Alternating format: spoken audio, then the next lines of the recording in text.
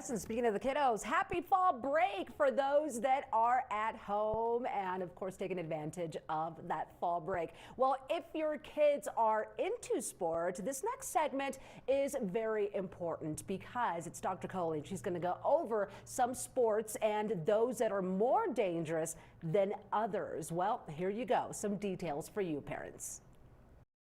Well, Dr. Kohli, we have seen so many things on the news lately when we're watching our sports games at home about all of these athletes that are getting injured. But the scary thing is that we are sending out our kids to play these sports too. So I wanted to have you on the show today to talk all about our kids in sports and what we need to be looking out for. So thank you so much for being here today. Thank you for having me. Of course. Okay, so can you explain first of all, what is CTE? This is something we've heard in headlines a lot lately. Yeah, CTE stands for chronic traumatic encephalopathy. And if you think about it, it's exactly how it sounds. It's a chronic condition as a result of repeated trauma to the head.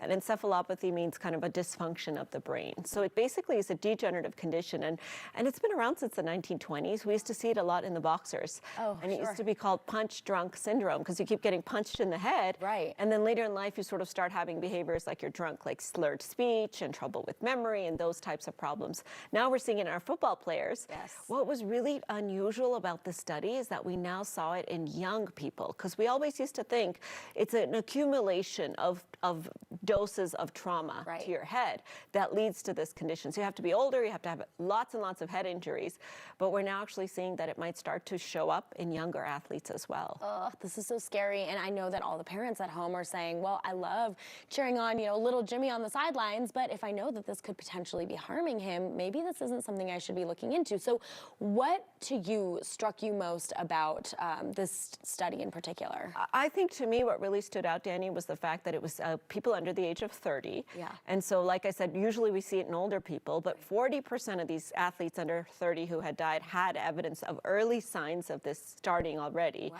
One was a woman. Even the first time it was described in a female athlete. Wow. And these were amateur athletes. So these are not necessarily professional athletes, but even amateur athletes, again, very much associated with contact sports, the types of things where we could have trauma to our head. Yeah. So as a parent, it certainly, if I was a parent, it would catch my attention. Of course. Because you have, softball, you have football, you have all the sports that little kids play where they could potentially get trauma to their head. Sure. So for you too, what are thought to be the risk factors for CTE, especially when we're looking at putting our kids into some of these sports? Now, the good news is not everybody who has trauma to their heads ends up getting CTE. So there's thought to be a strong genetic component to developing this condition. It's kind of the way your brain heals after injury that is dictated by your genetics that can cause this kind of problem.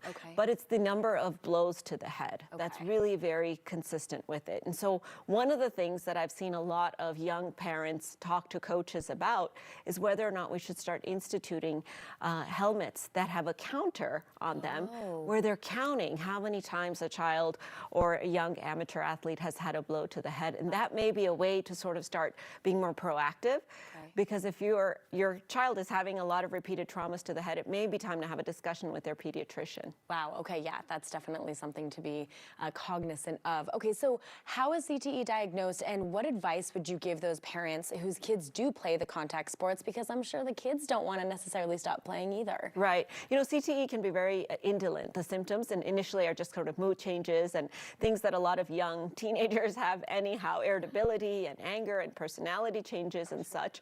So it's unfortunately the diagnosis is usually made post-mortem. There's not an imaging test, there's not a blood test that tells you whether your child is at risk. But if you're noticing any kind of a change in your child's personality or behavior, particularly if they play a contact sport, it's never too early to have a conversation with the pediatrician.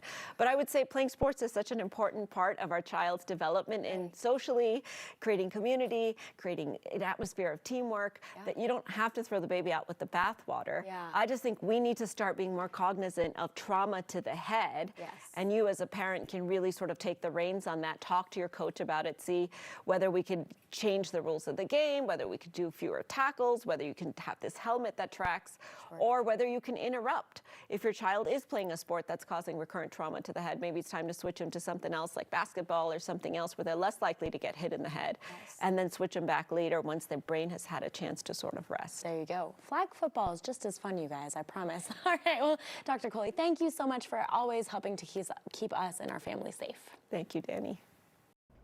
That's good advice right there. And make sure to email us your questions for Dr. Kohli. Just send your message to mycoco@9news.com and put Kohli in that subject line.